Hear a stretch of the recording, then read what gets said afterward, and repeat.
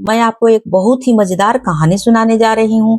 किसी गांव में एक किसान रहता था। उसका नाम था कमलू। उसके 7 बेटे थे।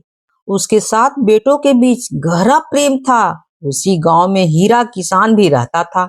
उसके 3 बेटे थे। वे छोटी छोटी बातों पर लड़ते रहते थे। हीरा उन्हें बहुत समझाता था कि भाइयों को आपस में लड़ना ठीक नहीं है। पर हीरा की बात का कोई प्रभाव नहीं पड़ता। देखो, तुम्हारे गांव में ही कमलू किसान के 7 बेटे भी रहते हैं। वे आपस में कभी नहीं लड़ते हैं। उनसे सीखो कि कैसे रहा जाता है आपस में। यह सुनकर उन तीनों भाइयों का सिर शर्म से झुक गया। उन्होंने आपस में लड़ना छोड़ दिया। एक बार भयंकर सूखा पड़ गया। खेतों में कोई पैदावार नहीं हुई। कमलू के 7 बेटे शहर नौकरी करने के लिए चले गए।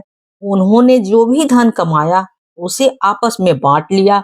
वे सुख पूर्वक रहने लगे। एक दिन महर्षि नारद पृथ्वी का भ्रमण कर रहे थे। उन्होंने कमलू के 7 बेटों के प्रेम की बातें सुनी। वे कुछ समय बाद स्वर्ग चले गए। स्वर्ग लोक में देवताओं का किसी बात पर मन मुटाव हो गया। उन्होंने आपस में बात करना भी बंद कर दिया। नारद जी देवताओं से बोले, आप लोग देवता होकर भी आपस में लड़ रहे हैं। धरती में कमलू के 7 बेटे हैं जो आपस में कभी नहीं लड़ते हैं। आप लोगों को उनसे सीखना चाहिए, समझना चाहिए। यह सुनकर देवराज इंद्र बोले, हम उन 7 भाइयों की परीक्षा लेंगे। इंद्र महात्मा का रूप धारण कर कमलू के घर पहुंच गए। वह सबसे पहले कमलू के बड़े बेटे के पास गए। इंद्र ने कमलू के बड़े बेटे को 100 स्वर्ण मुद्राएं देते हुए कहा, लो, यह मुद्राएं रख लो। इनसे तुम्हारा जीवन सुखपूर्वक गुजरेगा। किंतु एक शर्त है। कौन सी शर्त है? इन मुद्राओं को अपने किसी भाइयों को मत देना। मुझे नहीं चाहिए ऐसी स्वर्ण मुद्राएं जो मुझसे मेरे भाइयों को अलग कर दे। देवराज इंद्र एक एक करके कमलू के 7 बेटों के पास गए। 7 बेटों ने स्वर्ण मुद्राएं इंद्र को वापस लौटा दी। देवराज इंद्र स्वर्गलोक वापस चले गए। उन्होंने 7 भाइयों की एक परीक्षा और लेनी चाहिए।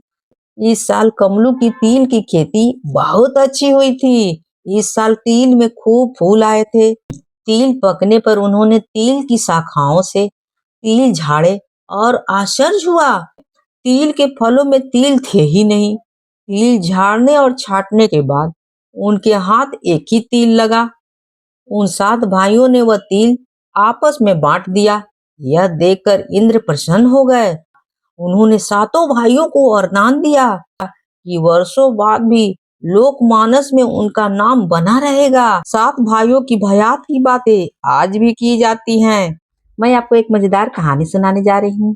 इसी समय एक मनुष्य ऐसा पापी था कि अपने 70 वर्ष के जीवन में उसने एक भी अच्छा काम नहीं किया था।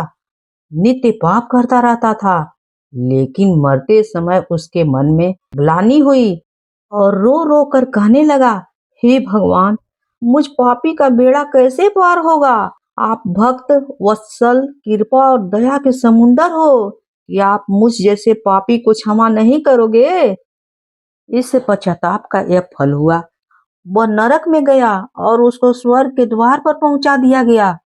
उसने कुंडी खटखटाई। भीतर से आवाज आई, स्वर्ग के द्वार पर कौन खड़ा है? इसने क्या क्या कर्म किए हैं? चित्रगुप्त ने बताया, महाराज, यह बड़ा पापी है। जन्म से लेकर मरण तक इसने कुछ भी शुभ कार्य नहीं किए हैं। भीतर से आवाज आई, जाओ, पापियों को स्वर्ग में आने की आज्ञा नहीं हो सकती है। वह बोला, महाशय, आप कौन हैं? भीतर से योगेश्वर जी बोले, मनुष्य योगेश्वर। मनुष्य बोला, योगेश्वर, मुझ पर दया कीजिए और जीव की अज्ञानता पर विचार कीजिए। आप ही अपने मन से सोचिए कि किस कठिनाई से आपने मुझ पद पर प्राप्त किया है। माया मोह से रहित होकर मन को शुद्ध करना क्या खेल है? समझ में आता है आपको? निसंदेह मैं पापी हूँ, परंतु परमात्मा का दयालु हूँ। मुझे क्षमा करें। भीतर की आवाज आना बंद हो गई। मनुष्य ने फिर कुंडी खटखटाई। भीतर से आवाज आई, जाओ यहाँ से, तुम्हारे जैसे पापियों के लिए स्वर्ग में कोई जगह नहीं है। मनुष्य बोला, भीतर से आवाज आई, बुद्ध। मनुष्य बोला, महाराज केवल दया के कारण आप अवतार कहलाए। राजपाट, धन दौलत सब पर तो आपने लात मार दिया। प्राणी मात्र का दुख निवारण करने के लिए ही आपने वैराग धारण किया है। आपके प्रेममय उपदेश ने संसार को दयावान बना दिया। मैंने माना कि मैं पापी हूँ, परंतु अंत समय प्रेम का उत्पन्न होना निष्फल नहीं हो सकता है। बुद्ध महाराज मौन हो गए। पापी ने फिर द्वार हिलाया। भीतर से आवाज आई, कौन है? गुप्त बोले, स्वामी यह बड़ा दुष्ट है। भीतर से आवाज आई, जाओ, भीतर आने की आज्ञा नहीं है पापियों लोग का। महाराज आपका नाम क्या है? भीतर से आवाज आई, कृष्ण।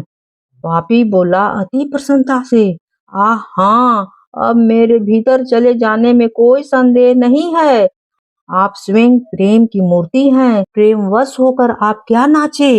अपनी कीर्ति को विचारिए। आप तो सदैव प्रेम के वंशीभूत रहते हैं। आपका ही तो उपदेश है, हरि को भजो सो हरि के होई।